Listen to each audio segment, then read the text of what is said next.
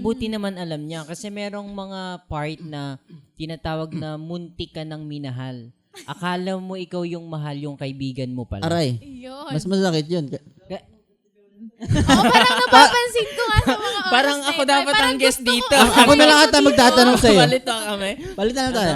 Hindi kasi sa campus po, nagtuturo din kami puso movement.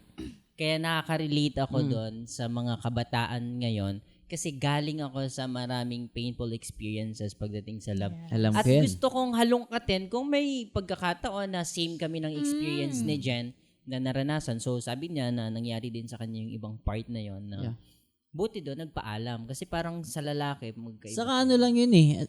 Nagbibinata. I think hindi pa yun yung malalim na katulad nung sa'yo na story. Parang papunta na sa akin. ako Parang kailangan bahala. na ba natin Ida-divert ko ilipat to. ito? Yeah. So dumating ba sa punto na nakipag-away ka para sa isang babae? Oo nga no. Paisip ako dun. Parang hindi pa naman. Kasi ako yung tao na kapag ayaw mo sa akin, hindi ko pa pipilitan yung sarili ko. Para naman nababawasan yung value ko nun.